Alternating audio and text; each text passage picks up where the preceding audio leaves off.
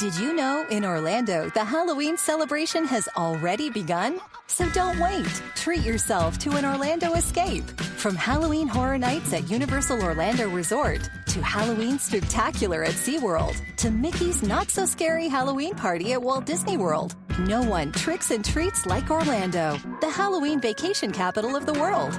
For official event schedules, discounted attraction tickets, and hotel deals, click to visitorlando.com.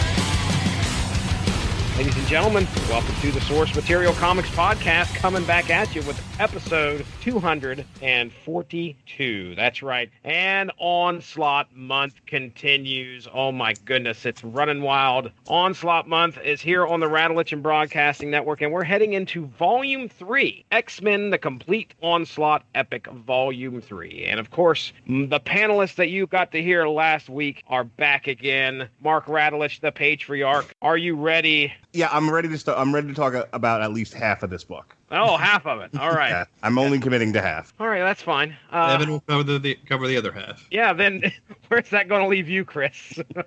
I'll pop in from time to time. All right, that sounds good. All right, Evan Bevins, welcome back to the Source Material Comics Podcast. Onslaught is here. Do you have your action figures ready? Oh yeah, with all the accessories attached. Very good.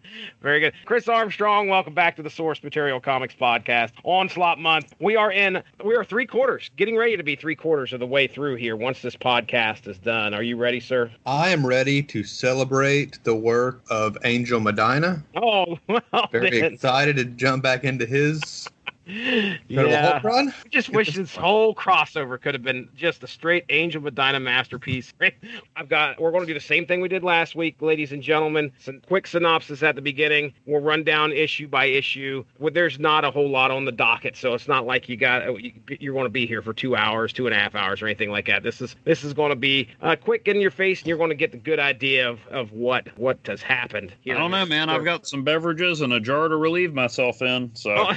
He's come prepared. It's supposed to be epic, man. It is true. It's the epic Complete Onslaught crossover. The Complete Onslaught, chill.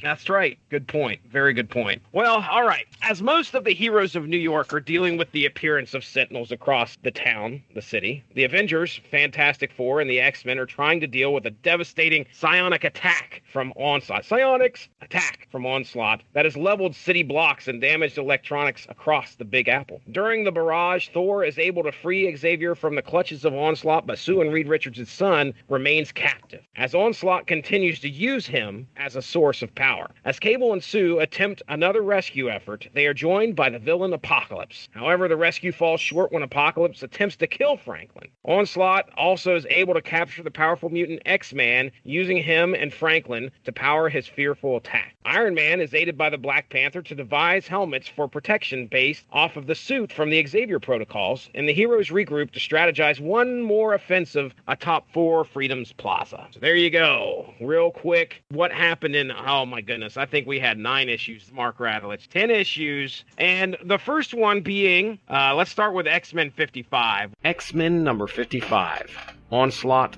Phase 1, Invasion. Story and art by Mark Waid, Andy Kubert, and Dan Panosian. Some of the X-Men and the Avengers catch each other up as they watch the Sentinels stand vigilant in Manhattan, restricting the city of human activity. The FF are growing more concerned for the safety of Franklin Richards, as Onslaught still has him captive. And so the brilliant minds of Iron Man, Reed Richards, and Hank Pym are trying to put together a defense against the powers of both Franklin Richards and Xavier. Biding his time in Central Park, Onslaught has finally decided to take action and releases a massive psionic EMP, shorting out electronics across all the city, causing computers to shut down, armor to fail, and planes to fall, wreaking havoc on our heroes. You were talking about a good way to start. I think, as we all agreed in Volume 2, things kind of ended with a little bit of a whimper with some of the tie-ins. This is the one they should have ended Volume 2 with, in my opinion. I agree. However, whoever was in charge of the collection did not seek out my counsel 15 years ago or whatever. So, whatever. as far as Gambit, I mean, yeah, this one had a lot more sense of urgency, a lot more stuff happening as it was part of the main story. But the part that I loved, where Rogue and Joseph are teaming up to beat up the Sentinel, and we make quite a pair, Sugar. In the short time I have known you, Rogue, you have impressed me to no end. And then while they're making moon eyes at each other, Gambit saves them from a Sentinel. And so then they all start fighting, and in comes Iceman with the line of the issue. Archie, Betty, Veronica, heads up. Yeah. Like, man, I remember Iceman being cool as a kid, like on Spider-Man and his Amazing Friends. But in when I was reading X-Men, he always seemed like kind of just, oh hey guys, I'm Iceman. But that was a good moment. Was Bobby Drake known for cracking wise throughout the years of being an X-Man? Oh yeah, yeah, okay. Absolutely. It was one of those things where it's like Johnny Storm have the same personality, basically. Yeah, because he's a milksop in the movies. Not a good representation. Yeah, but those movies aren't really. I mean, other than Wolverine and maybe Professor X, none of those characters are really that much like their comic book counterparts. And that's fine. But I think that's the distinction I'm drawing. I think if your only frame of reference is the X-Men movies, then you go to start reading comic books, you're like, wow, the Iceman has like tons of personality because, again, he is a wet mop in that movie. Yeah. And this was also when they started making Iceman more powerful. Because, for a while it was just, hey, I can make ice slides and I can shoot people with ice. Before they spun her off in Generation X, Emma Frost possessed him and, like, used his powers in all these new and crazy ways. And everybody's like, hey, Bobby, you can actually kick butt. I mean, was it her personality or she was clearly aware of what she was doing? Yeah, she had been in a coma for a while, and she was just kind of lashing out. That was what set her on the road to being a good guy, being in Generation X. They reference some of this in the road to Onslaught, where they run across each other again, and Bobby, it's like, hello, Emma, like, hello, Bobby, and they kind of talk about their relationship, and he's very much like keeping her at arm's length. Mm-hmm. And then right after this, the Operation Zero Tolerance, I know we're way off on an Iceman tangent, but Operation Zero Tolerance that they were setting up, going into Onslaught is like my favorite Iceman story. And I remember thinking that they should just kill him off at the end of it because I had never seen Iceman more awesome. And I'm like, I don't want him to go back being like, hey guys, I'm also an X-Man. So I really thought they were setting it up to kill him off. And I'm like, that's it, go out on top. Yeah. Nowhere but down from there, huh? Yeah. Nope. We had to have some more snowballs to the face. Since you mentioned Gambit, I do want to add this in case, for whatever reason, we forget about it. But when Magneto shows up, good old Joseph, sometimes comics can be so overdramatic. And there's this bit with Magneto helping out and Rogue's trying to get between him and Gambit because Gambit's like, yeah, you're the worst thing ever. And she's like, no, he's reformed and, half lobotomized. It's fine. And there's a single panel of Gambit's like, and I can't remember the exact words, but it's very melodramatic. He's just like, you do not know the kind of man you once were, Kajon, I think I'm looking at the panel right now. It took me completely out of the comic. I laughed so hard. At least one of the panels where Gambit is, of course, in the shadow of some building or something. So it's all shadowy and dark. He's like thinking he's got these thought bubbles coming out. Tender speech shared. I only wanted this. You talking about Charles and Magneto himself. Don't sound like your new friend much recollects these sins of his own past. How far you reckon that is? All right. Thank you. Like, please, I need someone to put this on film and just just kind of iris back and then spotlight him. Yes. Yes. There's a lie you don't know about the man you was, the life you led, before you came who you are now. It's so good. Yeah. Well, yeah, we're going to have some Gambit impressions for the rest of the night. I just feel it. Ladies and gentlemen, the official source material podcast take on Gambit. He is so French. Give me one of the cigarettes.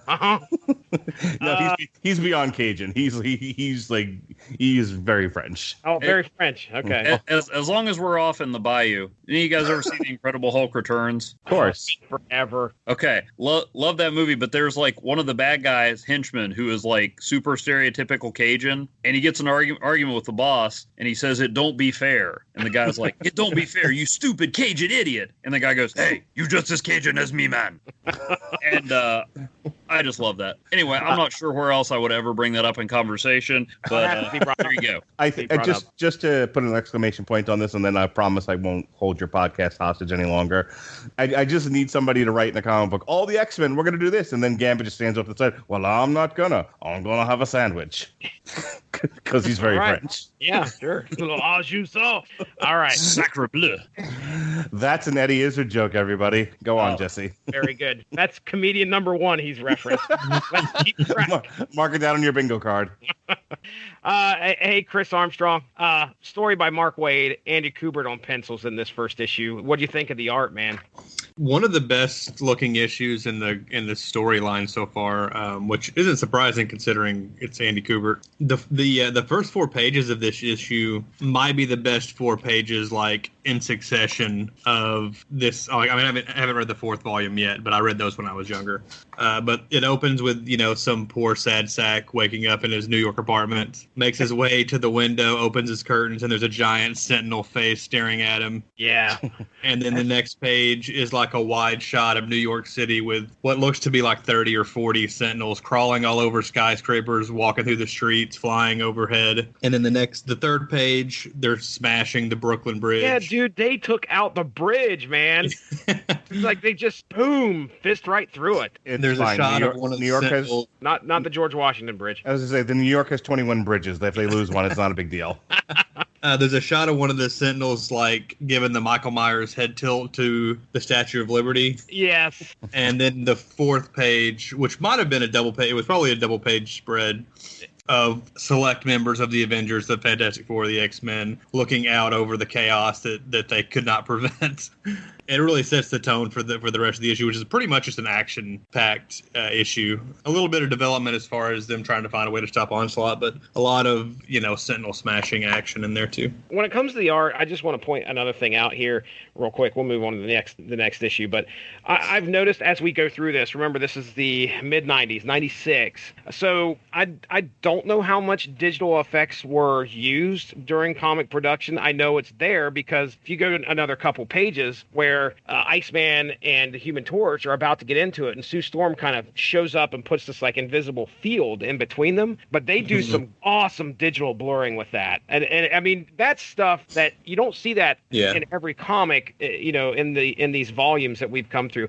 Only select ones, which may very well be the Kubert ones, because I noticed that we have every once in a while they'll have some enhancement, and it'll be by Malibu, which is interesting. I'm looking at that in the credits there, so I wonder if they go in and they, they're using whatever they have available to kind of add some of those digital effects, which they did. I remember when that panel happened, I was like, man, that actually looks really good. Sometimes the digital stuff, they do the background blur and you're just like, okay, that's kind of hackneyed. Yeah, it can get overdone and it can look cheesy, but I think in this issue in particular, most of that stuff is done really well. Kubert was awesome.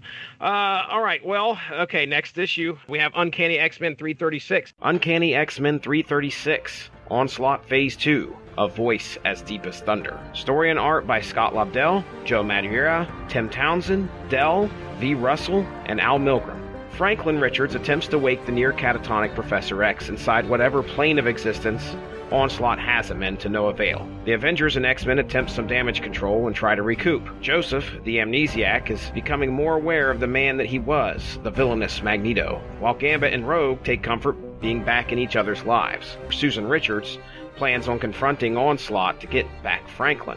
But when Onslaught shows that he is torturing Professor X, Cyclops gives the order for Joseph, Storm, Cable, Thor, and Sue Richards to attack. Freeing Xavier, Onslaught feels a sense of freedom as well, somehow growing more powerful, unleashing a devastating psionic attack that levels city blocks. A Voice as Deep as Thunder, Scott Lobdell, Joe Mad, Tim Townsend. So, Evan, did you have something to talk about with Thor here in Uncanny X-Men 336? Was it this issue? Yeah. Oh, and just that moment with Thor. I mean, obviously it doesn't work out, but I love, you also had a good moment with Cyclops. Mark, you were talking a while back about how Cyclops is a lot cooler here than you got to see in the movies, and just that they unload on him and Onslaught's like, are you finished? And Cyclops is like, I don't know, Thor, are we finished? And Thor just rips through him, and it's this awesome punctuation mark like, haha, Onslaught, and then he's just like, oh no, I actually wanted you to do that. But just that page where Cyclops is like, I don't know, we finished? Big stick in the mud Cyclops, and and then Thor comes through and just Thors him up really good. With his shirtless costume. Yeah, he does not have a shirt on here. Yeah, Thor was weird at that time. I wasn't reading Thor, I've got questions later, and we may have to go to the wiki because I am absolutely confused on some of this stuff. Yeah, I just remember because this was at the height of the Overpower card game, and there was like a whole special Onslaught set and this unbeatable deck you could make and all this stuff. I remember, I think the original Thor card they had looked pretty much like traditional Thor, and then they re-released a bunch of them, and it's like, okay, so he doesn't have a shirt or a cape anymore? Too restrictive? I guess so. And sometimes they draw the hammer with a chain on it, like Aquaman's wallet. Yeah. Aquaman's wallet? One of the first promo images for the Aquaman movie, it was on a cover of Entertainment Weekly, and a friend of mine pointed out, friend of yours, Jordan Lowe, pointed out that he has the wallet chain. Oh, okay, got it. And Jordan thought that was ridiculous, and I'm like, dude, you don't want your wallet to float away when you're swimming that fast under the ocean. It's brilliant. So anyway, yeah, that was just an awesome Thor moment from a time when I did not think Thor was all that awesome, frankly. It's always a bonus when you get to see Thor scream, I say thee nay. Yes. Someone. Absolutely. My kids actually drop that one from time to time. I mean, there are a few prouder moments as a father than when your 8 or 4-year-old daughter goes, I say thee nay. I don't remember him ever saying it in any of the movies, and now I'm kind of disappointed. Boy, good point. That alone probably got Love and Thunder greenlit. Like, I don't know, you think we can do it on the movie? And Waititi's like, I'm going to have him say, I say thee nay. Boom, done. Here's the money. He doesn't really talk like that in the movies anyway, I guess, for the most part. Yeah, they gave up the old English speak after the first movie, and then they gave up on Thor's accent altogether in the third one. Man, Onslaught gets wrecked when Thor flies through him and grabs Xavier. I mean, just right through him. You'd like to think that, wouldn't you? But Onslaught disagrees. Yeah, he's like, freedom. And I'm like, whoa, wait a second. Behold my mighty hand. What is going on? And then, of course, you find out it's now that tether between him and Xavier's done. And I guess Onslaught feels like, he's the world is his oyster. So he's unbridled now. Yep. I mean, the power. I mean, this thing is unbelievable. So powerful it knocks down all the heroes, but doesn't kill anybody. Yeah, buildings fall, but everything's okay. I know we can't kill off all the major Marvel heroes, but that was kind of my big disappointment with this whole trade, especially the stuff directly connected to Onslaught. Was as powerful as he is, regardless of what he's doing, he doesn't kill anybody. Hey, didn't you see the ads? He destroys half the Marvel universe. Good point. I don't know when that happens because it hasn't happened yet. Nobody seems to be dying. People are suffering, though. That's for sure. I mean, the amount of energy being expended by Onslaught against someone. I mean, with the exception of like maybe Phoenix and a handful of others, I don't understand how anyone's living through. Yeah. The Sentinels. That's fine. Like, and that's the thing. They had to have thrown the Sentinels in there to give like the hero something else to do other than fighting Onslaught, because it seems to me, as powerful as he is, the fight would have been over in 2 seconds. And let me submit this to you, Jesse. You remember that episode of Legion where he's walking through the plane and he's just like I think it's also the first episode too where he does this, where he makes a little finger gun motion and all the soldiers turn to like dust. Oh yeah. Like presumably Onslaught has that same ability. This shouldn't be taking that long. Like the epic Onslaught should have been all of 5 minutes. as powerful as they've made him. You know, and I get like, oh well, you have Xavier there kind of holding him back, which is why he wanted to ditch Xavier. Like that's all well and good, but I think that's I don't know how they would have brought everyone back at the end, but I think this might have been a little bit more impactful had they spent the first 2 volumes of this story murdering everyone. I have a theory. My thing is that, you know, all this crap happened with Onslaught. You know, he becomes the psionic being that he is, and then he just, you know, he puts the city on lockdown and he heads to Central Park to do some thinking. Okay, that's my theory, is that his plan was to sit down and think about what his next step was going to be. Obviously, his overall goal, I think, or at least the thing that brought him into being, was that he wanted to at least destroy all of humanity or do something with humanity and let mutant kind rule the earth. Because that's what kind of drove him to where he's at now, was remember Volume 1, there was that sad incident where a mutant got beat up by humanity. So he's obviously driven to destroy all of humanity, but he's got to figure out what his next step's going to be. I don't think he's got a beef with all of these mutants. If they would just get and fall in line, he wouldn't have any problem. But instead, while he's sitting there thinking on his thinking chair in Central Park, here comes Cyclops and the rest of the Avengers and all of them knocking on his door. Evan, go ahead. Well, part of it, Mark touched on that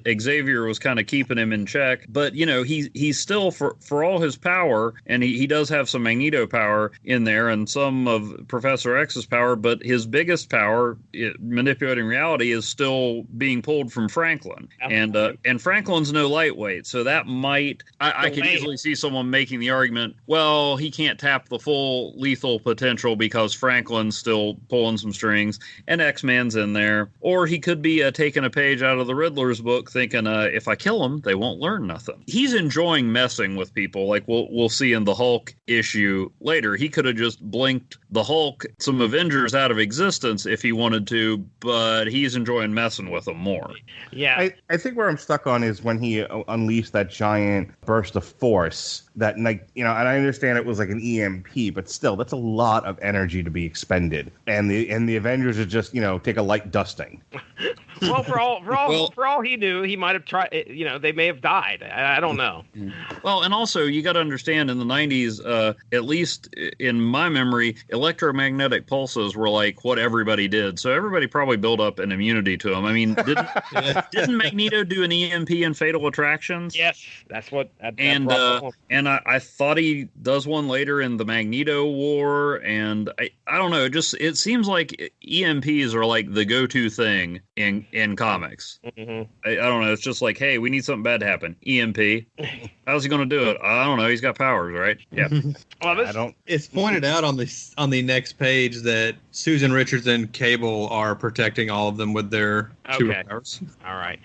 Yeah. Sure, Chris. Go to the text instead of wild theories. I forgot to mention about how Professor X lost his powers after that happened. After he freed him from Onslaught, Professor X is no longer, according to this, he says, for the moment, maybe forever, my psionic powers no longer work. So that's key, and that's probably very important to remember. All right, Cable. This is the Cable number 35. Cable number 35. Onslaught Phase 2. It is always darkest. Story and art by Jeff Loeb, Ian Churchill, Scott Hanna, and Art Thibert. Cable and Sue Richards are trying to avoid Onslaught's psionic storm that they happen to be near the center of when Cable's sworn enemy, Apocalypse, shows up. Barely able to keep his techno-organic virus in check with his telekinesis, Cable instinctively attacks Apocalypse. But Apocalypse has not come to fight Cable, but to figure out a way to defeat Onslaught and rescue Franklin. But he needs Cable's help.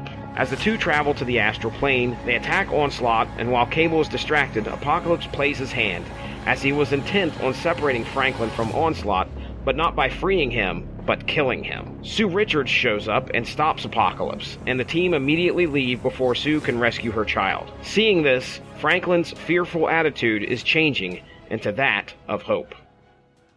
This is the best part of the whole trade. Okay, all right. The misadventures of Sue Storm, Cable, and Apocalypse. Can we get them a show where they hang out at the Regal Beagle and Apocalypse just tries to kill them every once in a while. They're living in an apartment. Apocalypse is the landlord, and knock on a door. I need a Three's Company reboot with Apocalypse, Sue Storm, and Cable. It's fucking great now.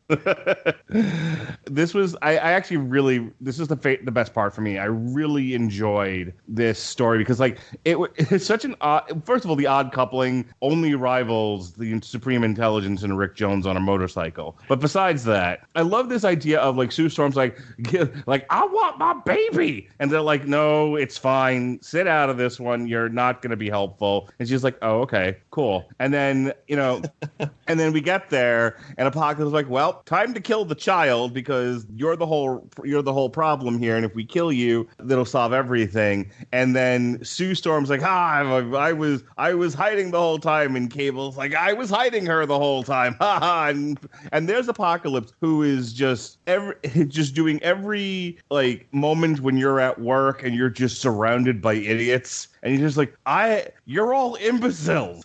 Well, talk about missing the point. It's like you don't actually want Apocalypse to kill the kid, but in that, just for a brief moment, trying to serve the greater good, I saw where Apocalypse was coming from.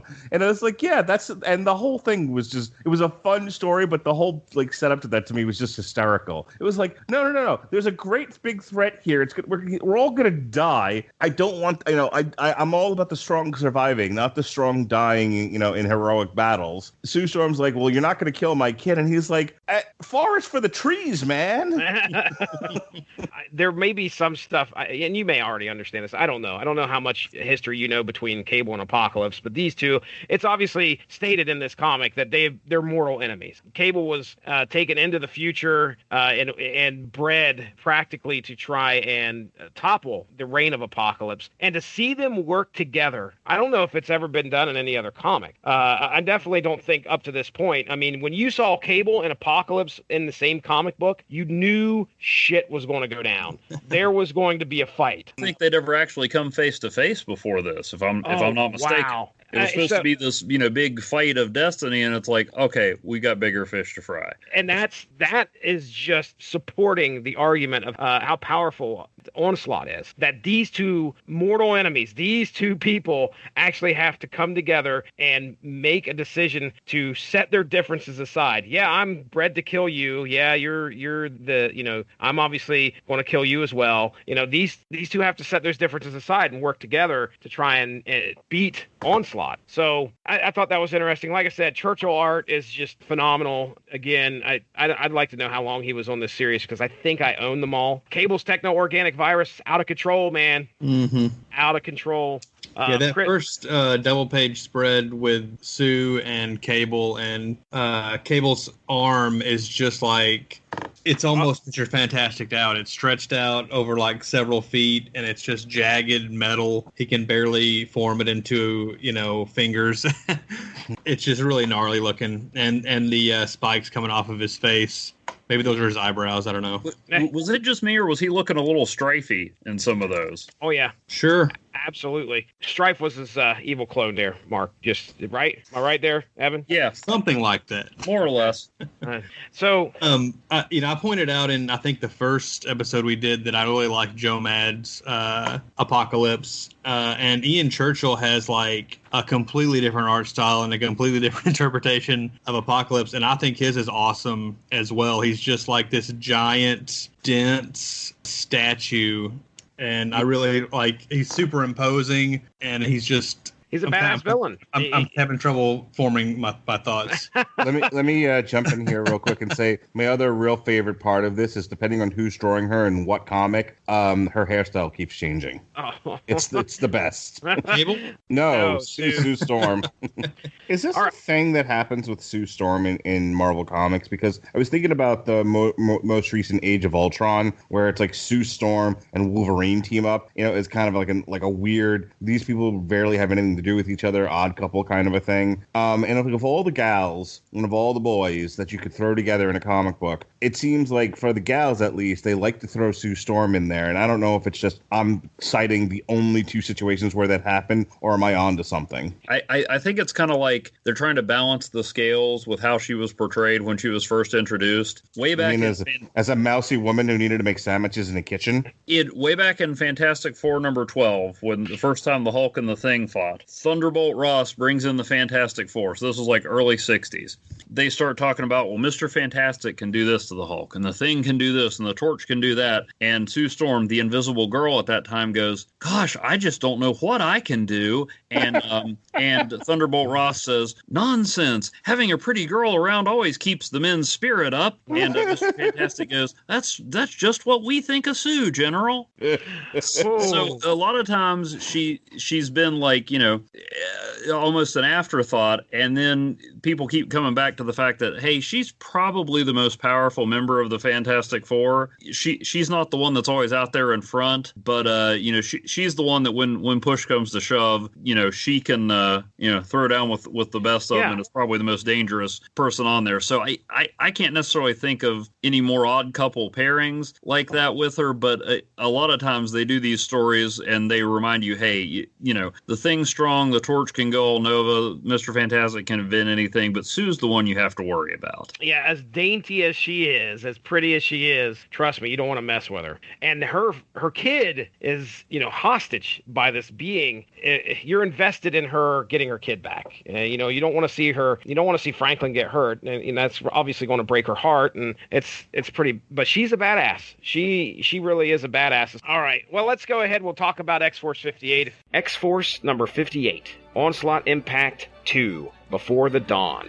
Story and art by Jeff Loeb, Castrillo, and La Rosa. Still unconscious from the attack by Mr. Sinister, Meltdown, Sunspot, Caliban, Warpath, Shatterstar, and Domino appear to be on death's door. An astral guide appears and rallies them together and attempts to put them on the path to walk into the light, leaving their lives behind. The team soon realize that the guide is actually Onslaught, attempting to take them off of the battlefield, and are able to actually wake themselves up. Another astral figure appears, this being the goodness of Charles Xavier, and he inspires them that they are a strong team that can face any challenge, including that of Onslaught. The only thing I have here is Caliban's dream of being Superman, which I thought was pretty cool, where he was actually like very much in the role of Clark Kent.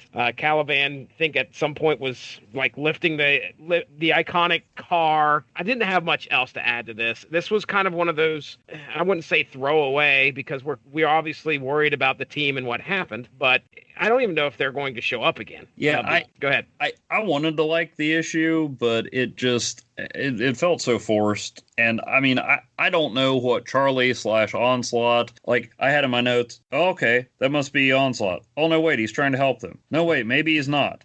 I guess he's trying to kill them. Oh wait, no, I have no idea. The things that stood out for me was I mentioned last time when I was talking about the Generation X issues that didn't count or whatever, that they mentioned that there was psychic interference messing with Emma's powers, and then Cable actually references it. So I was like, okay, that did show up somewhere else. And then I wondered why Polaris was on the cover. Ooh, yeah. It seemed a little random. Yeah. Oh, random. What do you think of that? Random. Nobody gets it. I get it, Evan. I get it. Chris Armstrong's over there just going, I don't even want to acknowledge I'm still trying to think of a way to describe Ian Churchill's Apocalypse. My bad, guys. It is like probably the best Apocalypse I've ever seen. Shatterstar, by the way, his dream is to be chilling out by a tree, not the warrior that they all thought he would be. Yeah, this X-Force issue, I was bored to tears, to be honest. Like, by the time they got to the second character, I was like, oh, I see, we're going to do this with every character. Yep. Let's just move it along, guys. Agreed. I'm sure if I was a regular X-Force reader at the time, it might have had some impact, but... I was a regular X-Force reader at the time, and I don't really remember...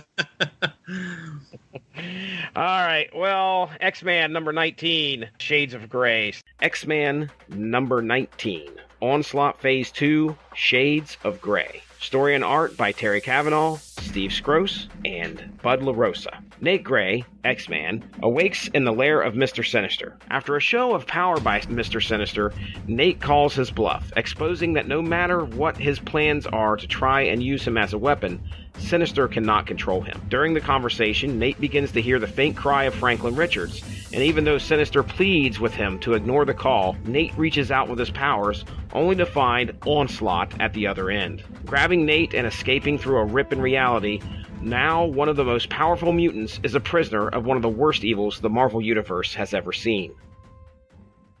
The only notes that I had here was just we got more Nate Gray and Sinister, which we kind of talked about on our last podcast. Anybody else have anything they want to add to this one? My notes were as follows. Okay. Gambit reference.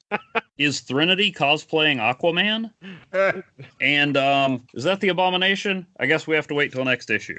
The big dude that shows up and saves Threnody at the end. Pretty sure the Abomination was living in the sewers at that point. Oh, okay. And I'm just throwing that out there, but does Scalp Hunter and Arclight like go off and have sex and then come back? I just assumed they talked about their feelings and reflected on their mortality, and since they're clones, whether they are the real them. But I mean, yeah, they might have been doing the deed. Okay, just putting that out there. I mean, well, before Threnodity's chained up, they're just like, hey, let's take off for a second. We know we got this as, she's our prisoner, but as they say. At least they left. I thought at first that they weren't even going to go out of the... Get a room. Yeah, I mean, that's pretty thoughtful of them. Get a room. So are we certain that it's pronounced Threnody and not Trinity?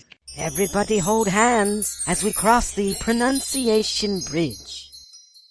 There's a H, isn't there?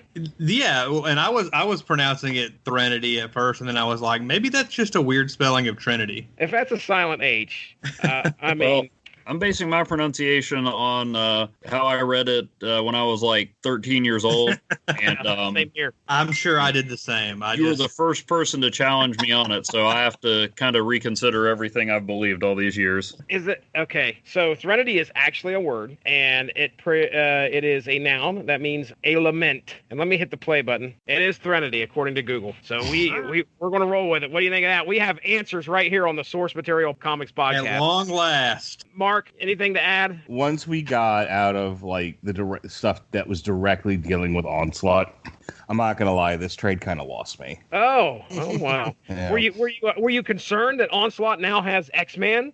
I mean, it's so funny to see like an actual guy is a MacGuffin.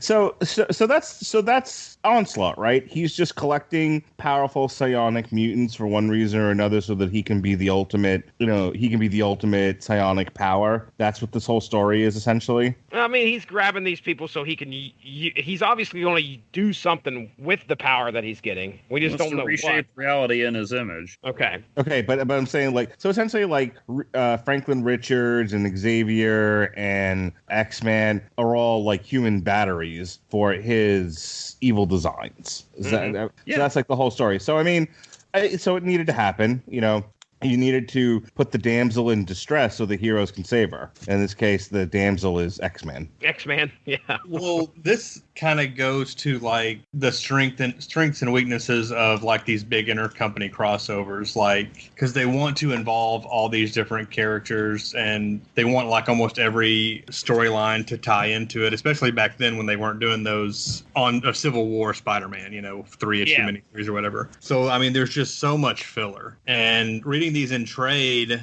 so it could easily be a 2-volume collection instead of a 4-volume collection. Really? If you just use the essentials. And I would say this is one of the essentials, like the X-Men story. Not for sure. You should have enjoyed it, but... It's labeled as Phase, not Impact. Phase are the main storyline ones, and Impact are the second. I mean, I think if they ever re-release these, they ought to do like a Phase, which you could probably do in 1 volume, maybe 2, and then Impact as a couple volumes. Because one of the I don't know about problems, but one of the structural issues with this is this wasn't written as like a part 1 of 40. These weren't necessarily written in order. order. So, sometimes, as you decide where to place stuff, you have lulls or you have some inconsistencies. Like, in a lot of these, after Onslaught gets his skull face, he still looks like old school Onslaught in most of the issues, which I didn't bother me because I think he looks cooler with the pseudo Magneto helmet than with the silver skull face. Agreed. So, but and with all these issues, even though they go to some pretty ridiculous lengths to get people to buy issues, I think it would have been really counterproductive to make this where you had to read every single issue. So, it was more like this event is happening to everyone in the Marvel universe and for these 3 months. So it has an impact on every title. Waka waka. For me personally, though, the stuff that dealt with the story directly had more of a impact on me. I find the Onslaught story compelling. I don't necessarily find a lot of the side quest stuff compelling. Yeah, Mark's not a fan of the Joe Schmo. We covered that there last time. I agree. I hear you, Mark. Trust me, because that's mostly where we are. Some of our complaints are coming in. It's just like, okay, did we really need that? No, not really. But we need to show how it was, how that really mattered to some. But that's the thing is you don't need an entire issue of Thor or an entire issue of the Hulk or an entire issue of Spider-Man to do any of those things. A panel here in I understand the idea is to sell books. I don't need to be sold on, we're doing these so that we can get people to buy all the books instead of none. That's why my dad gave up reading comics, by the way. He's like, you're not going to get this little black duck. But I just from a story point of view, if you're going to say, here's your main quest, it has to do with Onslaught, but here's going to be all these like side quests and B plots, you then have to do the work to make them compelling. Some of the B plot stuff was compelling. I like the stuff with X-Men. Some of it not so much. Mm-hmm. Yeah. There were definitely some that didn't. You're just like, okay, well, that was an issue that happened. But like, take the Hulk one. I think that was a good self-contained story that gave you a look at the Hulk. Yeah, let's segue into that one real quick there. Incredible Hulk, number 445. Onslaught Impact 2, Dancing in the Dark. Story and art by Peter David, Angel Medina, Robin Riggs. Hulk meets up with the Avengers to try and come up with a plan to attack Onslaught, and they believe they have a winning strategy to tunnel under Onslaught's citadel and attempt to surprise him by coming out from under him. Nearing the citadel, Onslaught attacks the team of Hulk, Falcon, Hawkeye, Vision, and Crystal. As the team advances, Hulk is the only one that survives a barrage of attacks until he finally meets up with Onslaught and physically destroys him. Hulk cherishes the fact that it was he and he alone that killed Onslaught, even though others on his team were jealous or afraid of him. This is brought to light by Onslaught, who reveals that their attack played out in their heads, exposing Hulk's true feelings to the rest of the team, losing their valuable trust. This leads Hulk to making a decision not to assault head-on. What'd you think of that issue of the Hulk there, Mark? Angel Medina on art, aside from that. It's one of the few side quests that I actually did find compelling. But here's the reason why. There's a very specific reason why it works. It deals directly with Onslaught's power. It also makes the Hulk vulnerable. Mm-hmm. The Hulk is the strongest one there is, blah, blah, yakety schmackety. He's undone by a guy who can manipulate him mentally, which is, not even as the Professor, four-dimensional thinking, not the Hulk's strong suit. The point of that issue was that all the brute force in the world, all of this vast strength that all of these heroes have, doesn't matter a hill of beans to a being like this. That's what makes him true. Not to segue into something completely different, but bear with me for a moment. I just watched It Chapter 2, which is 3 hours of something gross going boogie woogie oogie and running at you on screen. It's 3 hours of that. Think Hobbs and Shaw, but a zombie going instead of Jason Statham and The Rock punching stuff. It's that kind of structure. Okay. And that's not scary. That's gross. That can be, as far as like jump scares or just being like like catching you off guard, that kind of fear, which isn't a lasting fear. If I walk up to Jesse when he's not paying, like in the middle of editing, he's got his cans on, he's working on his source material, and I just walk up to him and slap him on the back, he's going to jump. And after he punches me in the nuts, he's going to forget all about it. However, if you do something unsettling, if you rock the foundation of somebody's beliefs, if you shatter them at their core, that's true horror. And that's where the story is successful, especially the Hulk bit. You know, it shakes him at his core. He doesn't like really believe in himself after it's all over. There's a lot going on there. And that's what makes Onslaught a really classic villain. Giant bursts of energy in the Avengers and X-Men flying through the air and dusting themselves off, going, oh, that sucked. I'm like, ugh, I've seen this before. But when Onslaught really gets at people and makes, you know, and really, again, I'll do another movie reference. Far From Home, the Mysterio sequence where Spider-Man doesn't know what's real, and that to me is true horror. It's you don't know what's real. You're questioning everything. You're questioning yourself. You're being taken down a peg. It's not the punchy parts. You know, Jensen knows what I'm talking about because we talk about this now after having reviewed Doom Patrol. It's something else besides the punchy. Yeah. And that's what I really liked about this, and that's the best stuff. That's the best parts about Onslaught so far, for me at least. And somebody step in here and kind of give me an idea, but the Hulk's mindset going into this, it seems like, and obviously that's the big crux of what happens, is Onslaught kind of exposes him for the true feelings that he has for his teammates and himself, which I didn't understand what was going on here. I understood that it seemed like the Hulk had some dark stuff that he was dealing with. A lot of mistrust, a lot of stuff that was, you know, kind of gnawing at him. And the teams, you know, I could tell that some of the teammates, especially Hawkeye, may not have trusted going into battle with the Hulk. I think a lot of it goes to what the Hulk's always had a problem with is, you know, people fearing him and looking at him as just a monster, whether he's deserved it or not. I mean, like, if you look at the beginning, he saves the people in the subway car not out of any heroic motivation, but because he's ticked off that Onslaught took over his mind. So if Onslaught wants to hurt these people, I'm going to help him just to stick it to Onslaught. Okay. And so then he, you know, then he gets back, and you know, there's that line: "As I pass by, conversation dies. They still see me as an enemy, not a true ally." And then Falcon sticks up for him because he helped out his nephew, and so he tells Hawkeye that, and Hawkeye's like, "Okay, you know what? You're right." And so then Vision and Crystal,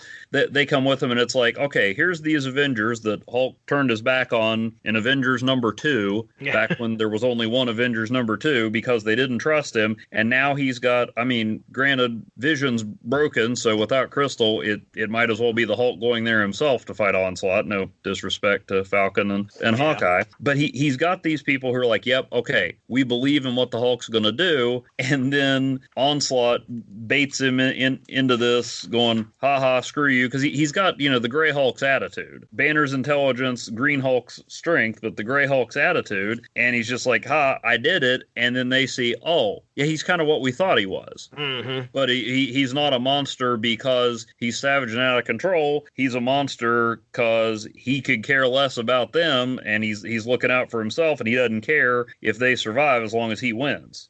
The weakness right now exposed for the Incredible Hulk is the 4 inches between his ears. It's just that, you know, you attack the brain, you trick the brain, and he's like, you know, he's smart enough to kind of talk himself out of it. So anyway, yeah, I agree. This was a decent issue. I like this one. Chris, did you have anything you wanted to add to that, or are you still stuck on Apocalypse?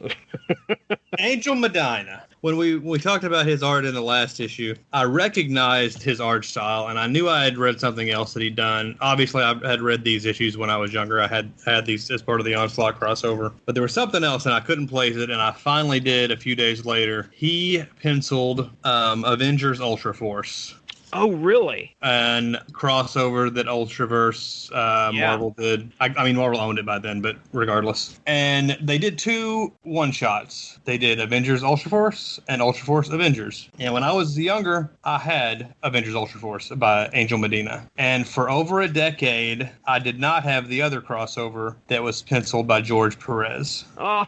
And I mean, what a gap between. Wow. No kidding. Jeez. That's why I hate Angel Medina. But hey, you know, though, that image of him blowing Hawkeye's face off of his skull was pretty damn cool. So all is forgiven, Angel Medina. We forgive you. I mean, the dude. I haven't slept. Okay. The dude draws muscles upon muscles, and his faces are just locky. But yeah, I guess, and I mean, I don't know if he could draw a pretty girl, because every girl is very, unfortunately, doesn't look so great. Just does not look so great. Do a Google image search for Angel Medina. He's got better stuff than that. What is this deal? Did it take him a while to wake up? I don't know. Some people really change their styles around. I thought this one was better than 444 than the last. Well, you know what? I will agree with you there. That was one of my notes. Is I actually could tolerate this one a little bit more than I did the Cable issue where he and Cable teamed or fought.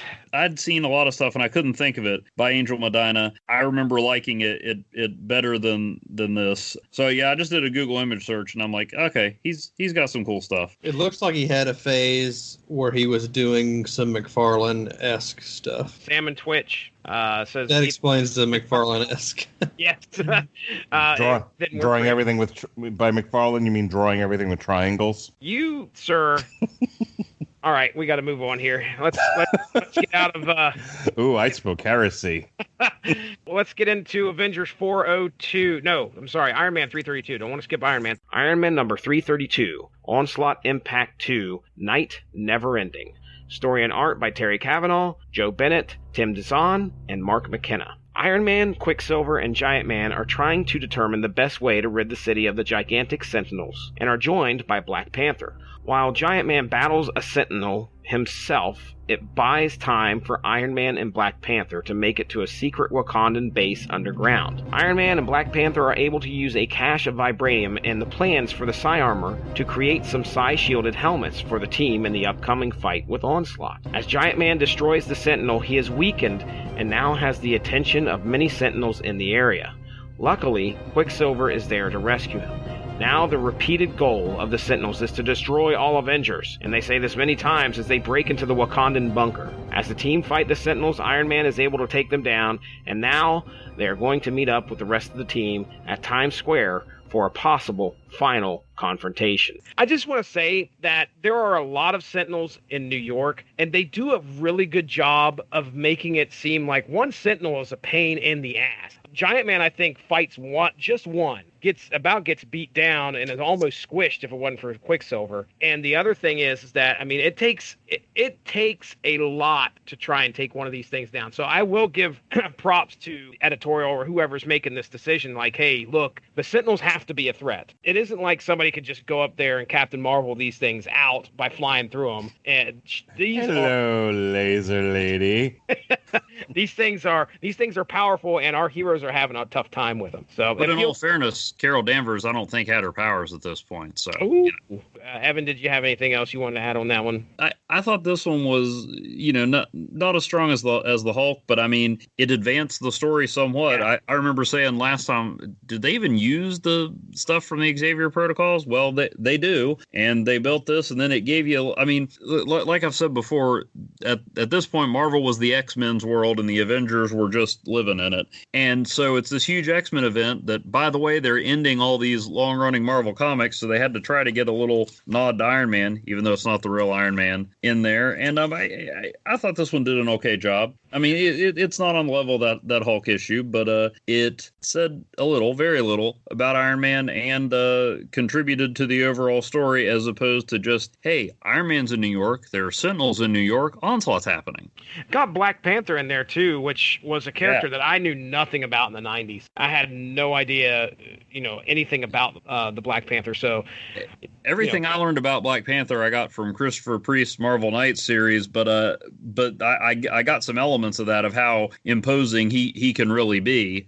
When I was younger, I was just like, oh yeah, that's the Avenger who's that king from Africa. And that's all I really knew. That's it. Chris, anything to add? It's serviceable. Okay. But I will say little misinformation earlier. Oh. I scanned through some of the pages. It's hard to make it out, but in the very last panel of the issue, we get a nice shot of an iron nipple. He does have nipples on the suit. So he made the psi shields and attached nipples to his suit. All right, let's go. We're going into Avengers 402, end of the line. Avengers number 402, Onslaught Impact 2, end of the line. Story and art by Mark Waid, Mike Deodato, Tom Palmer, and John Calees. The Avengers, Wasp, Thor, Scarlet Witch, and Captain America rescue a group of people on the subway, and upon reaching the surface, they are astounded by the chaos in the city, as fear has gripped New York since Onslaught and the Sentinels appeared. Finding their way to Times Square, they meet with Iron Man, Giant Man, and Quicksilver, and are given the psi-shielded helmets, but are soon attacked by Holocaust and Post, two disciples of Onslaught. As the citizens watch in horror, Captain America realizes the Avengers cannot beat the villains, and at first appears to be retreating. However, he finds a way for the two villains to beat themselves, instilling hope among the residents of New York. With their new psi-shielded defenses, the team must focus their attention on the main threat at hand, Onslaught. Mark, did you like this one? Captain America had a chance to kind of shine as the hero and get the people under control. What'd you think? Yeah, it was pretty good issue. Okay. All right. High praise. Two things I noticed about this. I mean, it was nice, showing the Avengers, the big bad cosmic level threat Avengers helping out some people. Although it took 4 Avengers to save a subway car and only 1 Hulk. True. And then while I did like the way that it all turned out with Captain America taking him down when everybody's on the ropes. And I know they were trying to sell that Cap was just, they were trying to feint you into thinking that Cap was getting overwhelmed. But like there's a line where Cap gets up to the surface and he says like, so much chaos and destruction. I've never seen anything like it. And I'm like, weren't you at D-Day? I mean, it's one of those things where, they're trying to tell you how bad it is. Oh. And it is bad, but I don't know. It's kind of this sliding scale of disaster in comics, like there's things where all of existence is threatened, and this is, the city's getting messed up. If this were really happening, thousands would be dead, if not tens of thousands. Yeah. In this comic, they're not going to say that that's what's happening, but right. Captain America. Nowadays, they'd be like, of course, yes, scattering body parts everywhere. You're right. I guess what I'm getting at is they're telling you how bad it is, but they don't do a very good job of showing you how bad it is. Sure. And I'm not saying, it doesn't need to be a high body count, I guess, but I think they could have done a better job conveying it. Mm-hmm. It would have made more sense if another character maybe had said that, but they were also trying to hammer home that the illusion that Cap was faltering and whatnot. Yeah. So, tough juggling act. Maybe they didn't stick to landing quite the way they could have.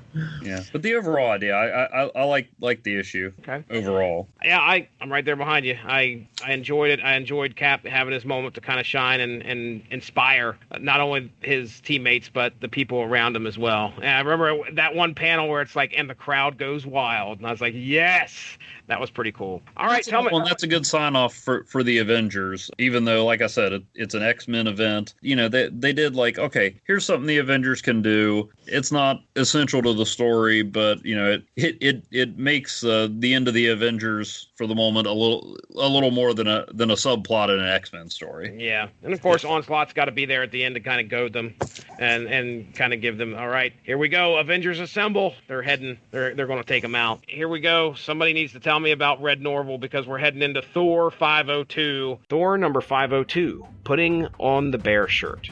Story and art by Bill Messner-Loebs, Mike Deodato, and Deodato Studios. Before the great battle that lies ahead, Thor reminisces about his past with Red Norval, how he once believed himself to be Donald Blake, a trick of his father Odin, how Odin fell to Earth and became crazy, his young misadventures with his brother Loki, and his failed relationship with Jane Foster. Jane Foster actually appears and comes to talk to Thor, and as they get a sense of closure, they are shortly interrupted by an injured man and his daughter. Soon after, Hel rises out of the lake, communicating to Thor that he is going to go into oblivion tomorrow, but has a place by her side right now if he likes. Thor declines, and instead eats one last time with Red Norval preparing for the next day. and I don't know what the hell I'm getting into here, where Thor has a half shirt on, shoulder pads. Thank God he got that costume back. Chain wallet rock on that freaking on that hammer there, Mjolnir. Okay. He put a chain on it a long time ago. I mean, there was that time where if he didn't have it for 60 seconds, he turned back into a human. So that's really an idea whose time had come. No kidding.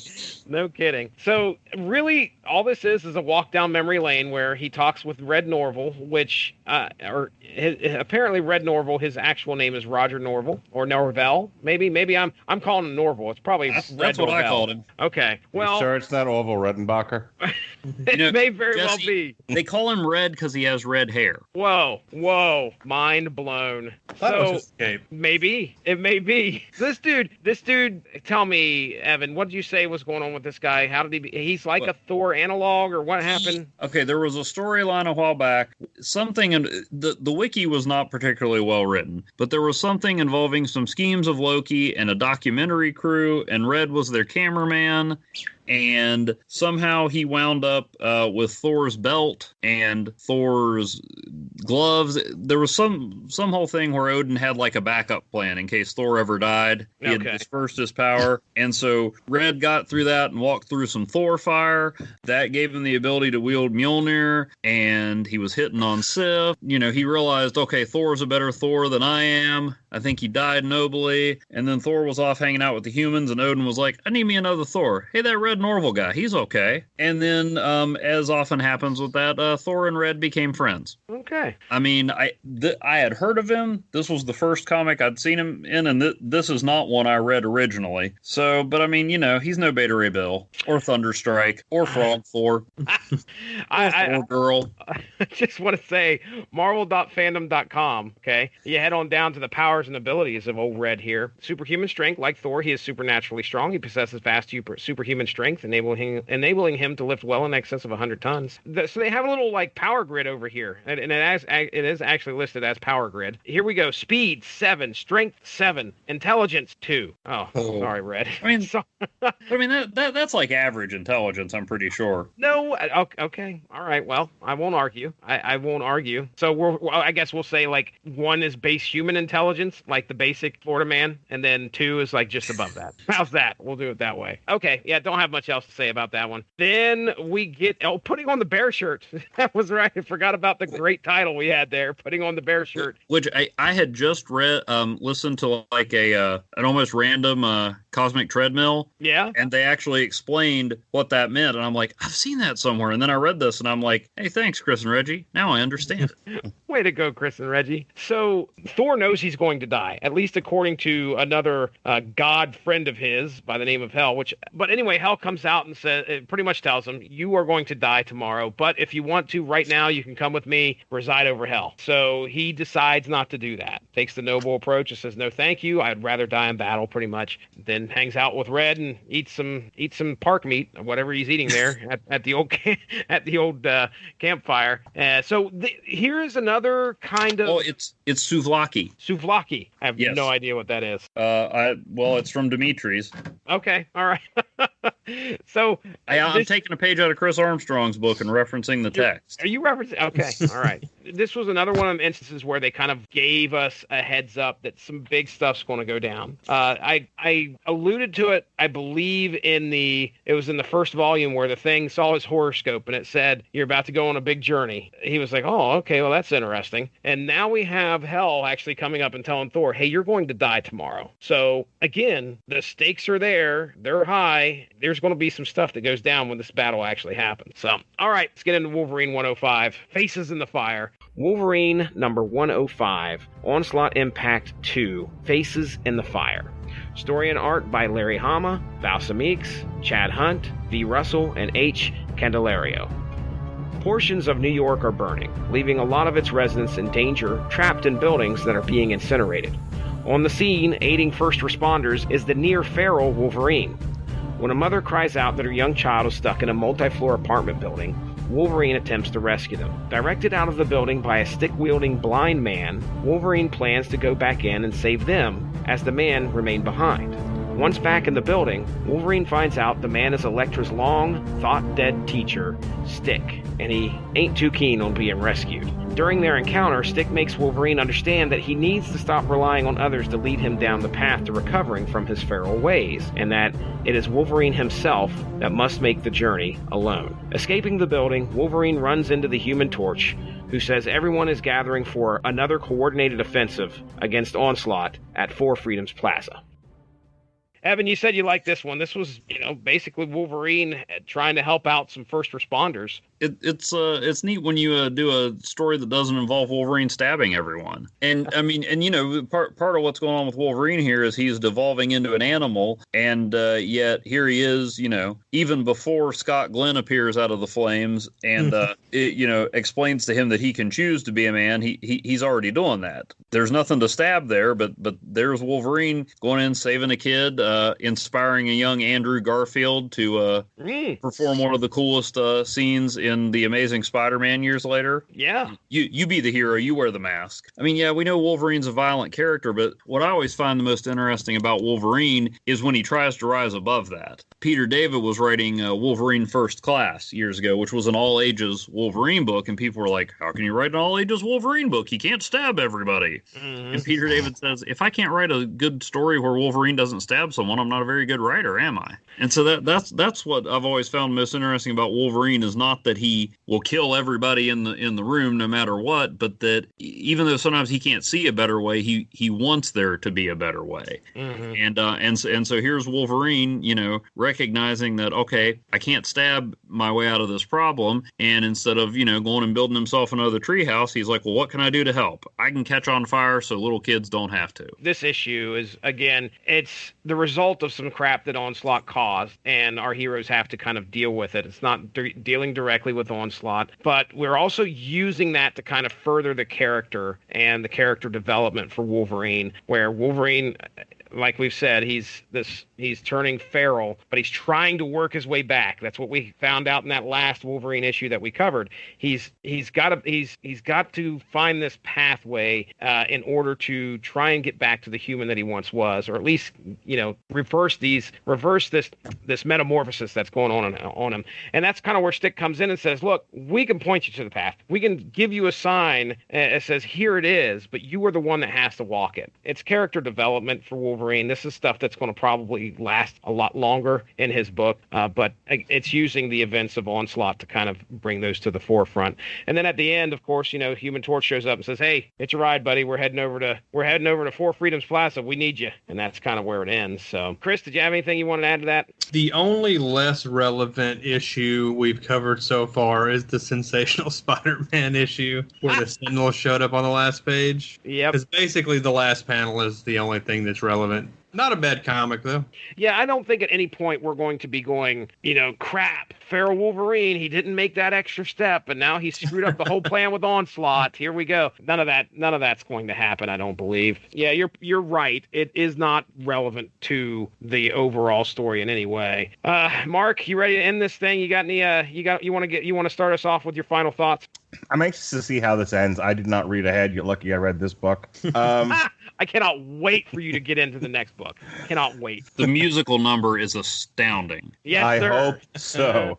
Boy, Evan, now you've got me thinking about Onslaught the musical. But no, I'm anxious to see how it ends. I think this has been a very uneven story for me, where I think, like I said, the main thread is very strong, but a lot of the tangential threads are not so strong. The greater purpose of trying to serve the master of selling as many books as possible takes away from the strength of the story. But then again, it isn't my company that had to do a fire sale of their IP in order to keep the lights on. So I get it. Incidentally, I was talking to a coworker today. He was like, did you see Dark Phoenix? And I'm like, yeah. He was like, I really thought it was good. But when did that become a Marvel thing? Wah, wah, wah. I didn't know the X-Men were Marvel. And I'm like, just get the fucking inmate, you idiot. I work in a jail, in case anyone was wondering. But I mean, like this particular volume, better than the second, not as good as the first volume so far. We'll see where the fourth one lands. Hey, Mark, Marvel's bankruptcy, would you like to know when that occurred, when they filed for it? When? December 27th, 1996. So we are in. Swing and a miss. We're in at this point. The date on the comics are like in September, so that would make it probably July that these are getting released. Yeah, because this was the summer of 1996. So yeah, this was this is getting they're probably reaching for something to stir the pot and get the fires going under this company. What we're heading to is probably just that. Another one of those things that it's like, hey, we need an event to spurn sales. And that's not a bad thing to do. But if Marvel is filing for bankruptcy here, I would assume that they're like, okay, this is our last ditch effort. We've got to do something that we have not really done a whole lot before, which I don't know. We'll talk about this on the fourth volume when we get to it. But let's just put a pin in that. I want to try and remember to bring it up. Did Marvel do anything like Heroes Reborn before this? We'll talk about that here in Volume 4. Final thoughts, Chris Armstrong, on Volume 3 of the X-Men Complete Onslaught Epic. There was some pretty good stuff in here. Overall, I gotta say, probably my least favorite of the volume so far. The X-Men issues were a big highlight. They were really good. I liked the Avengers issue a lot, but outside of that, a lot of passable stuff, in my opinion. Evan, what's your final thoughts? I thought the X-Men stuff, I mean, it started off really strong. X-Men 55, Uncanny 336, into Cable 35. And then, like I said, you got to keep in mind, these weren't written as a linear story, necessarily. So, I think you rearrange them a little. To me, when big crossovers like this work, you're not required to buy every book. And the tie-ins that aren't essential to the main story ought to give you that feeling of a shared universe, do something for the characters in their own book, and tie into the story. And some of these do that, some of them don't. But you do lose a lot of the momentum in the complete epic with some of these. But overall, I mean, I'm still having fun going through these, reading over them again. Looking forward to seeing if Volume 4 and specifically Onslaught Marvel Universe is as freaking awesome as I remember it being. Oh man, it's going to get so good. I can't wait to talk about Volume 4. Pillow fight is spectacular. I like the idea of like I wish they had done like a main trade of the main drag of the story, and then done like the side trades, like they did with Star Wars. I think that would have been a better way to handle this. All right, well, yeah, I look forward to talking Volume 4. Volume 3, I mean, it was okay. There were some there. I think it held. To me, it was better than Volume 2. That's my opinion. But. Jesse, had you ever read this before? Like when you 20 years ago, when you approached me about dedicating an entire month to Onslaught, and I said, okay, well, in 2019 we'll have it. We'll have room on the calendar, on the schedule. Was it because you hadn't read it and it was something that was on your mind? You knew it was going to take a month to do, or you had read it before and you're like, oh, this is something worth tumbling about? I mean, what was your mentality going into this? Yeah, I read this before. I think if I remember right, our conversation, we were trying to figure out like something to do. You wanted to do Marvel Event May, if I remember right. It was something along those lines. And I was like, dude, we need to talk about Onslaught. Then we got to looking at, how many Onslaught trades there were, and how many pages we'd have to read. And we decided to throw it into September and make it a whole month thing. But yes, this, in my opinion, is, at the time when I was reading this was an event that I thought would never be beaten. And I honestly think Civil War probably comes close to it. There are some pretty good ones after this, like House of M. Hold on. Civil War is 100% a better story than this. Well, Civil War probably beats this. But imagine reading Civil War with all the tie-ins of varying intensity mixed in with those main 7 issues. And what you get I hear what you're saying. I'm taking the main drag of Onslaught and putting it up against the main drag of Civil War. I think Civil War has a lot more gravitas to it. There are societal issues. I mean, if you're not into politics in your comics, okay, maybe Civil War doesn't do it for you. But I guess this is a personal thing for me because I'm going to make an argument for Civil War being one of the best comic book stories, and you'd be like, nah, it doesn't really do anything for me, which I accept that. But when I love Civil War. Mm-hmm. I go ahead. I guess Onslaught is more, maybe it has that gravitas for the people who were reading it at the time and saw all these stories being built up. I mean, like we said, Cable versus Apocalypse, that had been building even before we knew who Cable was. Resolution of the X-Traitor, that had been a long time running. Civil War definitely has appeal beyond. I guess it stands alone better. I mean, I'm not going to say you're wrong for liking Civil War better, even though I kind of just did.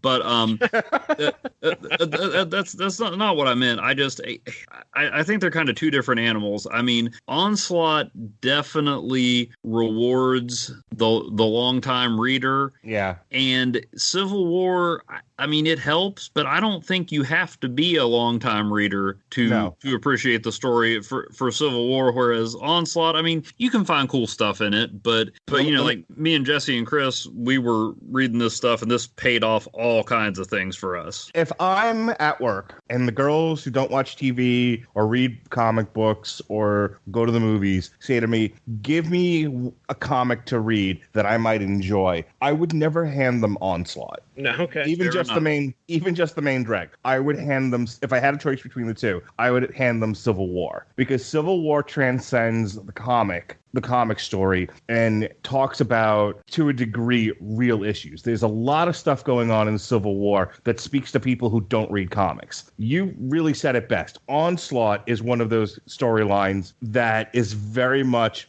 a comic book story for the long-time comic book reader. Mm-hmm. And I think that's where the story isn't necessarily as grabbing me like it's grabbing you guys, because you guys are like right in the thick of it. So it's kind of like your WrestleMania after having watched a year of Raws. But if you haven't watched Raw for an entire year and you sit down and watch WrestleMania, you're like, who are these guys? What's this? I don't understand. Why is there a girl wrestling in the main event? Why is this on at 1 o'clock in the morning? It started at 4 in the afternoon. But the funny thing is, it seems like a lot of the debate with comics these days is that it has to be either or. It has to be Civil War that can appeal to everybody, or it has to be something that's so dense and honoring the history. When you can have both, you can have all kinds of different comics, and people still think comics have to be one thing. It has to be grim and gritty. It has to be deadly serious. It has to be all ages. It has to be funny only. No, can't be too violent. Has to honor 70 years of continuity, and if you step out of line, how dare you? Or has to be completely accessible to a new reader, and if we get into double digits, it's time to reboot. When in fact, comics can be all those things. Yeah, I'm absolutely in no way suggesting that there shouldn't be an Onslaught and there should only be a Civil War, because that would be death to comics. Just to kind of talk about the DC side of it, I think you can have like your Dark Side War for those people who like shitty comics, and you can also have your Kingdom Comes, which is a masterpiece. Mm-hmm. Yeah, and Kingdom Come can stand alone, whereas Dark Side War, it's not as deep dive intensive as Onslaught, but yeah, that one paid off several years of reading, whereas you can dust off Kingdom Come and read it any time. And I mean, heck, you don't even have to read Kingdom Come; you can just look at Kingdom Come and be entertained. Yeah, I was gonna say if you just looked at the pictures, it's still one of the best looking comics ever. I wanted to say one of the right up there with the Max. Sam Keith, baby, we love you. When you look at Onslaught, and you guys kind of already touched on this, but you look at Onslaught was the culmination of a lot of stuff, and it was kind of like the end game of what a lot of things built to. And it really is for the Marvel Universe. When we get through Volume 4, Mark, you'll know exactly what I'm talking about. But when you look at Civil War, in my opinion, Civil War was actually the catalyst for a lot of great story afterwards. It, in a sense, the, what was it, 8 issues, 6 issues, 8 7. issues, 7. So that, that's a great story to tell. But I can remember that event affecting the Marvel Universe for a long time afterwards. This right here is kind of like, the opposite of that. This was the Marvel Universe affecting all this stuff leading up to Onslaught. Civil War was a great catalyst for some storytelling afterwards. It affected the Marvel Universe for a long time. Steve Rogers was dead. All that stuff was going on. So, and this does too, in a sense, but I can tell you that it is definitely what happens after Onslaught, in my opinion, is not as popular as what happened after Civil War. So, and that might just be because I kind of dropped out of reading some Marvel comics at that point in time. I don't know. But anyway, it's a good question, Mark. I mean, if you're looking at it, comparing the two, I think they learned a lot from this event to tell 10 years later the event of Civil War. They probably said, okay, we need to kind of, tighten things up a little bit. Just make it a little bit tighter. They did a great job with Civil War. So, you're comparing something that happened close to 10 years before. Anyway, yeah, I'm excited. Volume 4 is going to be a lot of fun.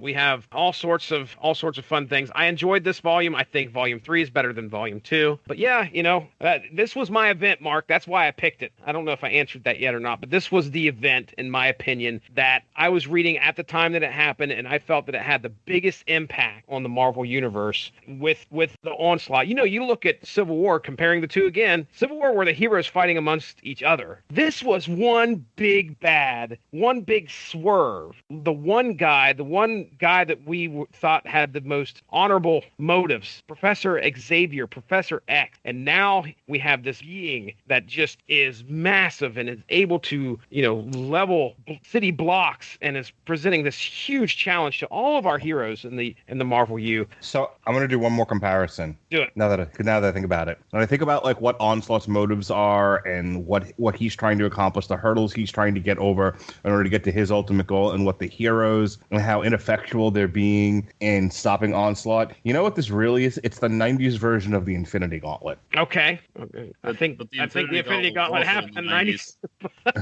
what Very early 90s, but that's all right. The mid-90s version of the Infinity. Okay, yes. The mid to late 90s version of the early 90s version of the Infinity. Why did I think the Infinity Gauntlet was in the 80s? I'll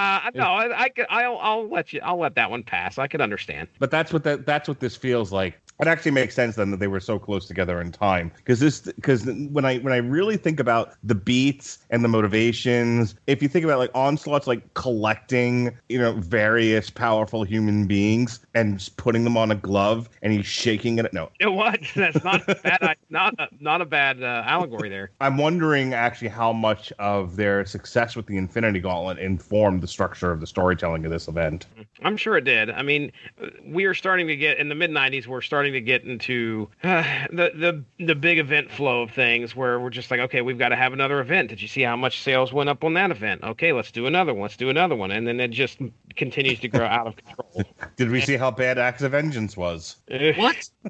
I love Acts of Vengeance. Didn't Acts of Vengeance do very poorly? Well, it wasn't. I don't think it ever had like a special of its own. The funny thing was, like, I never read any of the core Acts of Vengeance stuff. I forget what age I was pretty young, and I stumbled upon the first issue of the Acts of Vengeance story, which was, I want to say, Avengers Spotlight 26. And so then anything that had Acts of Vengeance on, I was like, oh, I got to get that. I found out secondhand that Loki was behind it all, because the coolest part of Acts of Vengeance for me was when Spider-Man had cosmic powers. Ooh, I think I own like two issues that have Acts of Vengeance up there in the top corner.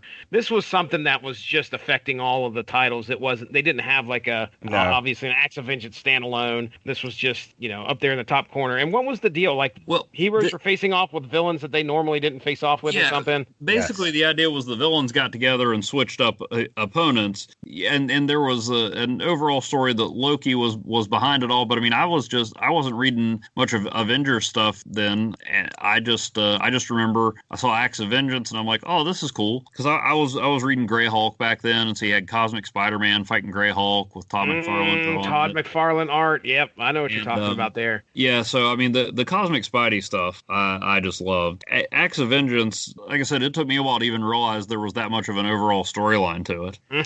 I had just, I think, started to really start collecting. Like, my comic book collecting starts off with me just going to the local 7-Eleven, buying a Slurpee and a comic, and it was sort of like whatever had a cool cover. I wasn't collecting things linearly. Sure. Right. And then as I got a little bit older and I could ride further on my bike and I can get to the comic book store, I became like obsessive with comics. And that's about the time Acts of Vengeance starts. So I got a lot of different Acts of Vengeance comics at that time. But yeah, I don't think there was like a main title, like Acts of Vengeance title like there was with Civil War. I think the main storyline ran in Avengers, but I mean that one, to me, I always thought that was a cool concept because it was just basic, very simple. Have the heroes fight new villains. They're actually doing a callback to it with some annuals this year called Acts of Evil. Oh, really? It's like a Punisher fighting the Brood Queen, She-Hulk versus Bullseye. Seems kind of one-sided. How does that work? I don't know. Moon Knight taking on Kang. Okay. So I've been kind of curious about those, but it's just a very, very simple concept, and then I still don't know what the whole thing behind it was. The amount of Acts of Vengeance issues are pretty staggering. I mean, did it touch on every single title? I think so. They have at least 60 issues here. Yeah, I'm like 2 issues away from finishing collecting Alpha Flight Volume 1, and I keep thinking Acts of Vengeance, just buying everything with that little Acts of Vengeance flag that I find in dollar bins. I'm a cheapskate when it comes to comics. I'm like, oh, that was kind of an important issue, $5. Nah, I can do without it. Well, I did not mean to offend you in any way. I was under the assumption that Acts of Vengeance was not a well thought of event or an event that really drove a lot of comic books outside. Well, and I should point out that my fondness of it is based solely on the prism of 9 or 10 or however old it was Evan's eyes. I have not assessed it critically. The old what do they call them? Nostalgia goggles. Yeah. Yeah. Okay. Well, hey, let's get into plugs here. Chris had to step away, so I want to go ahead just real quick, give a shout out to Chris. Usually we have him shout out his Twitter, which I believe is BrodyMan34. I just want to double check here real quick. Well, I'm sorry. I just happened to check out the Unspoken Decades Facebook page. They put up an Acts of Vengeance Wolverine. Did they really? Yes. Ooh, who'd Wolverine take on? Is this the one with Psylocke on the front where he's like laying in her arms? No, that's an X-Men. There's a guy with like some sort of shark fin on his head. Oh, Tiger Shark. That's right. Grabbing some gal. Dollar bin the other day. Yep. All right, BrodyMan34 at BrodyMan34. So you can follow Chris Armstrong on Twitter. Hey, he does a lot of things with the Unspoken Decade as well as I do. We have a couple articles over there. Go to theunspokendecade.com. Probably just search up Chris's name or any articles on there. If you're a fan of 90s comics, check it out. Chris and I also do a podcast right here on the Radulich Broadcasting Network called Unspoken Issues. We just recently talked about Spider-Man and Batman. Yes, that's right. One 1990s intercompany crossover. DC and Marvel. So when's the Death of Warlock dropping? We haven't set a date to record. We're probably going. We got one other poll that's up right now, so I think we're going to do a double recording. But yeah, Death of Warlock. Which, by the way, the Death of Starman had a one vote lead with like a day left, and then Chris is like puts out a plea for help to everybody on Facebook and says, I do not want to talk. I need to talk about Rob Liefeld, and I need to talk about the New Mutant. And then proceeding shortly after that, the Death of Warlock wins by like 7 votes. Like, son of a bitch. That's but anyway, hilarious. Yeah. And then let's see. We have a poll up right now. Is it on there, Mark? Are you still on the Unspoken Decade? Oh, God, no. Yeah, well, I should have known better. I am, because I just realized who else is on that cover besides Tiger Shark. Who is it? La Bandera. Okay. The mutant with the power of leadership. Nice. That's not as good as the power of taking credit for things you didn't do, but it's close. That is awesome. I remember that guy. La Bandera, I've read exactly one comic with her in it, and she didn't do anything, but I learned about her from the TSR Marvel role-playing game X-Men source book. Oh, wow. Fantastic. So, yeah, it's Wildcats number 3, which apparently has a guest appearance. We're doing guest appearances. That's the theme. Wildcats number 3 has a guest appearance of Youngblood, which I don't think I've read. And then we have Shadowhawk number 4, which is Shadowhawk, and on the front cover has has Savage Dragon, who has him by the throat and looks like he's about to pound his face in. And right now, Wildcats is leading 67 votes right now. Wildcats is leading 43-24. It's going to be another runaway hit. I voted for Wildcats because I had that issue for years, and I don't think I ever read it. Okay, well, we'll read it for you. Anyway, yeah, you can check out Chris Armstrong over there on the UnspokenDecade.com and hanging out with me on Unspoken Issues right here on the Rattlechen Broadcasting Network. All right, Evan Bevins, hit us with some plugs, man. Let's see.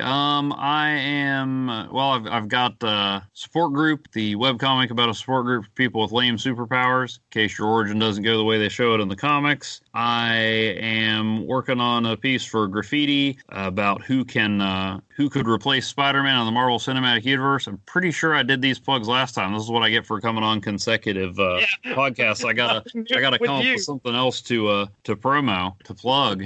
Let's see. And then probably going to be writing about Deathstroke and his dysfunctional family with Titans Season 2 dropping. That'll be on newsandsentinel.com. Very good. Mark Radulich, schedule, sir. Okay.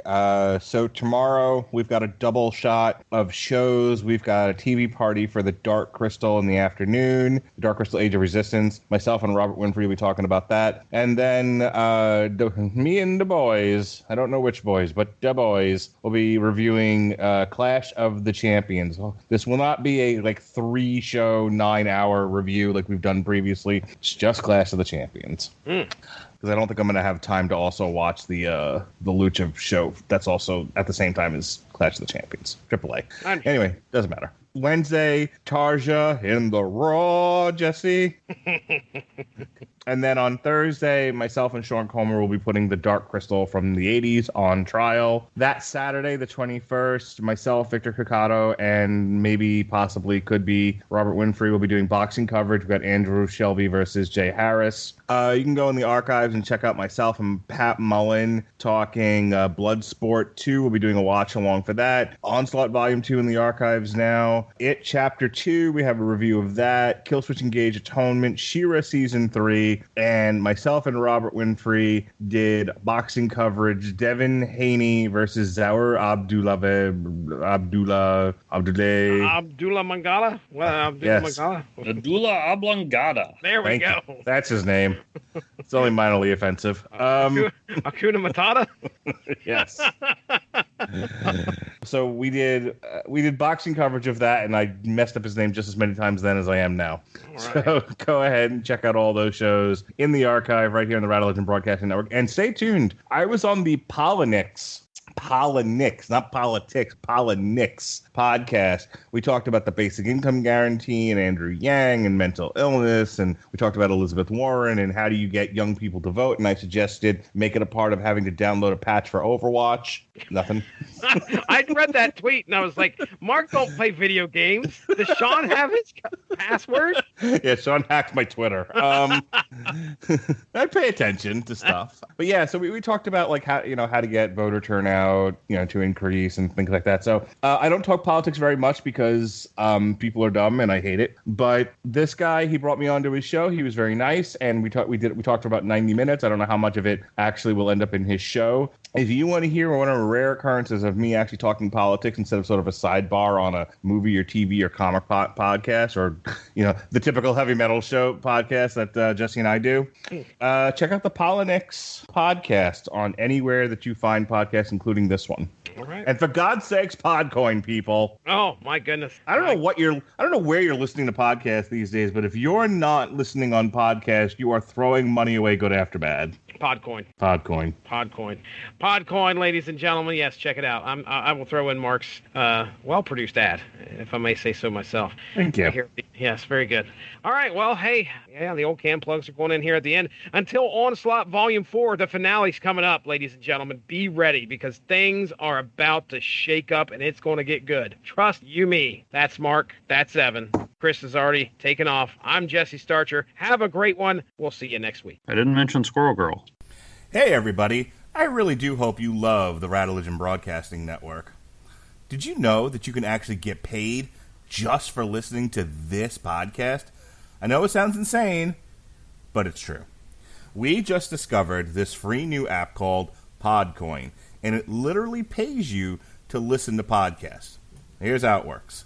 You listen to podcasts, and you earn Podcoin while you listen. Then you turn that Podcoin in for gift cards at places like Amazon or Starbucks, or if you're a good person, you could even donate that Podcoin to charity. The more you listen, the more you earn. So here's what you do. Download the app right now on iPhone or Android, and I have a special code for you. Simply use our code MARKWED5. That's capital MARKWED 5. Capital MARKWED 5. MARKWED5. And you'll get 300 Podcoin just for signing up. And if you listen to enough of us on there, you can get a cappuccino at Starbucks or an Amazon gift card on us. So go ahead and go listen to this podcast or virtually any podcast on Podcoin and sign up with code MARKWED5. I swear it'll change the way you listen to podcasts. Thank you all for joining us. Make sure to give that Rattlich in Broadcasting Facebook page a like to stay up on top of all the great podcasts we have to offer. We are at home on Spreaker, but you can also find us on iTunes, Stitcher, TuneIn Radio, and recently we have hit the air on Spotify. Find your favorite podcast platform and type in RADULICH to subscribe for some great content. If you enjoyed this show, please feel free to share and spread the word. And as always, we appreciate any feedback and look forward to entertaining you again soon.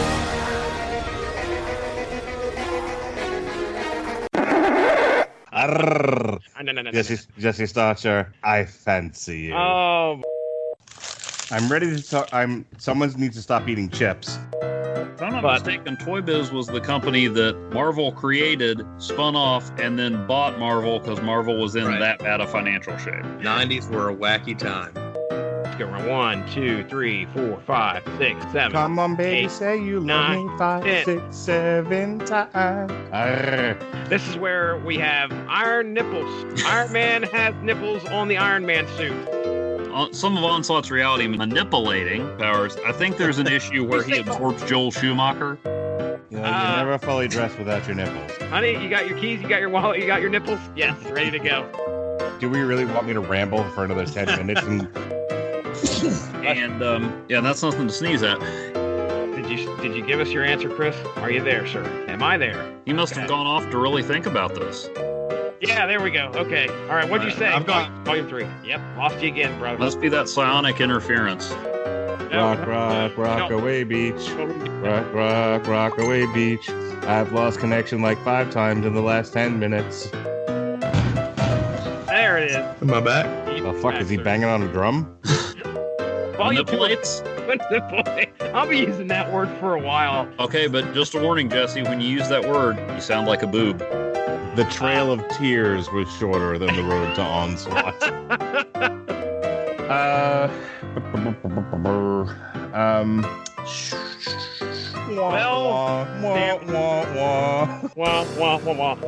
All right, Chris, before you lose connection again, Volume 2 or Volume 3? Oh, damn. End this fucking show already. Hi, I'm Jay Farner, CEO of Quicken Loans. 30% of Americans who are planning home improvements of $5,000 or more will pay for those renovations with a high-interest credit card. That may not be a great idea. A better idea may be to take cash out of your home with a Quicken Loans 30-year fixed-rate mortgage. The rate today on our 30-year fixed-rate mortgage is 4.125%. APR 4.22%. Call us today at 800-QUICKEN or go to rocketmortgage.com. Rate subject to change. Pay 0.88% fee to receive this discounted rate. Call for cost information and conditions. Equal housing lender. License in all 50 states. NMLS number 3030. With Dunkin' Go-Tos, you can get a great deal on 2 of your favorites, like 2 egg and cheese wraps for $2, 2 bagels with cream cheese spread for $4, and 2 bacon, egg, and cheese croissants for $5. In my opinion, it's a deal that's pretty tough to beat. That's just if you want my go-to cents. If you don't want my go-to cents, it's go too late. Dunkin' Go-Tos. A great deal for $2, $4, or $5. America runs on Dunkin'. Participation may vary. Limited time offer. Exclusions apply.